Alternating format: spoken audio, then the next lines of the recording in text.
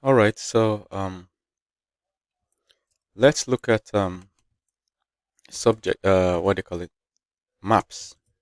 So maps basically create something like an array but in key value pairs.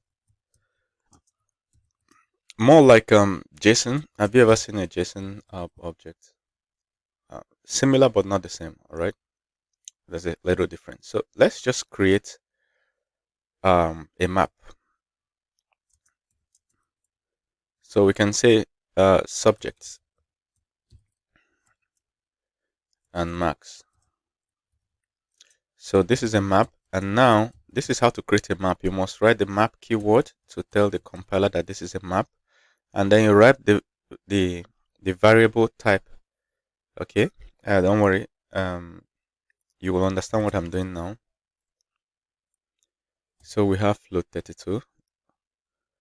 So now what I'm doing will be clear. So let's say English.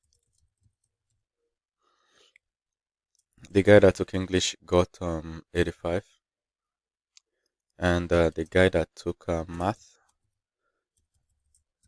scored math scored 60, and then the guy that took geography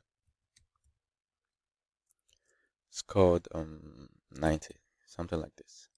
So now we have this. Let us print the map. Okay, so we can say fmt dot println and subject and max. So what do you think is gonna print?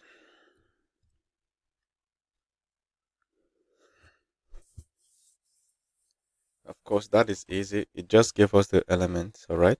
It printed the contents of the map. And notice the map keyword here that it wrote. So basically, this is the variable type of the key. Okay, this is the key. And this will be the variable type of the value. All right, the values are going to be float 32. You can as well put integer for this particular example. So that is how to do maps. Also note that you can still create a map using the var keyword. So for instance, you can do var here. You see, same thing. So we can access the values of a map just like we could access arrays. So for instance, if I do this and say, give me English and run this, it's going to give me 85. So this 85 is the score for English. So, and I accessed it by entering the value. It's that easy. So we can change the value of a map. So we can come here and say, just like we can do in a typical array, we can say English is now 20.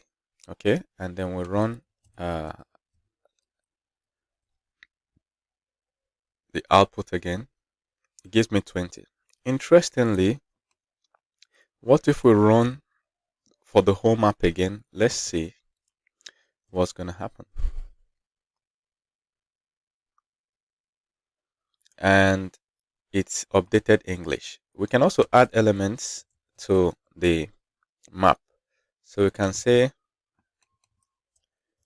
Tromnomics.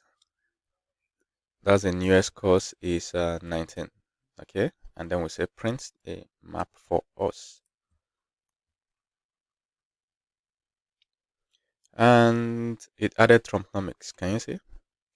We can delete an element from the map. So we can say delete one of the elements. So we're going to choose one of the elements and say maybe delete math. We don't want math in the map. And if we run the code, um, let's do it this way first. I want to show you something, then I'll do it the correct way.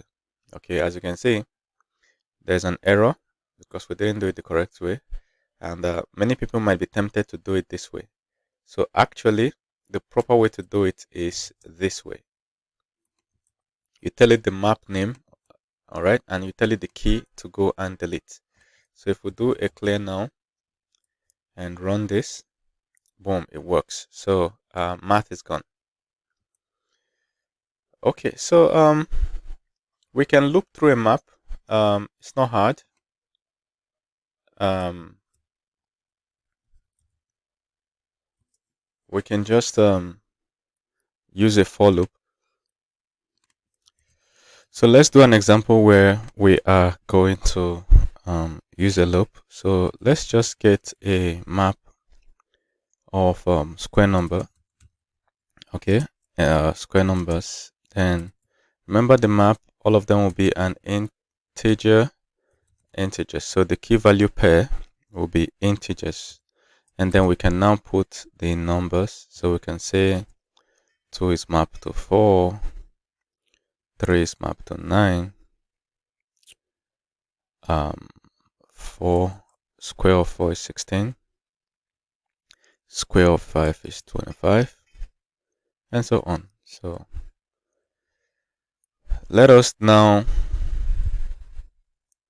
iterate through the key value pair, or key value pair. Yeah, key value pair. All right, so we can therefore number new variable starting from number, okay, and loop through the range of square numbers that we created. Now print square of